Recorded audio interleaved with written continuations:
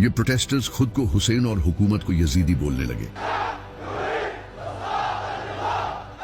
100 से ज्यादा लोगों ने अपनी जान दी 5 Iraqis died in clashes between police and anti-government protesters in और हजारों लोग जख्मी हुए। कई लोगों को स्नाइपर्स के जरिए मारा गया और इन प्रोटेस्टर्स के कैंप्स तक जलाए गए, एग्जैक्टली जिस तरह इमाम हुसैन के खेमे जलाए गए थे। इसी साल लुबनान के लोगों ने हुकूमत की करप्शन और सियासी निजाम से तंग आकर हुकूमत के खिलाफ प्रोटेस्ट किए। लोग खुद को हुसैनी कहने लगे और काले झंडे उठाकर प्रोटेस्ट करने लगे। इन प्रोटेस्टर्स पर भी गवर्नमेंट ने टीयर गैस छोड़ी और कई लोगों को अरेस्ट भी किया गया। लेकिन इस प्रोटेस्ट के 2 हफ्ते बाद इनके प्राइम मिनिस्टर साद हरीरी ने रिजाइन कर दिया। توجه إليكم بهذا الخطاب इसी तरह 2011 में बहरेनी प्रोटेस्ट हुए, जब बहरेन में शिया मेजॉरिटी पर सुन्नी हुकूमत थी और शिया को ऑप्रेस किया जा रहा था, तो उन्होंने भी प्रोटेस्ट शुरू कर दिए। इनके अलावा 2020 में इंडियन प्रोटेस्ट, इसी साल ब्लैक लाइव्स मैटर प्रोटेस्ट और पाकिस्तान में भी प्रोटेस्ट किए गए हैं, जिनके पीछे की इंस्पिरेशन करबला थी। यही वो रेवोल्यूशन है जो इमाम हुसैन ने अपने खून से शुरू किया,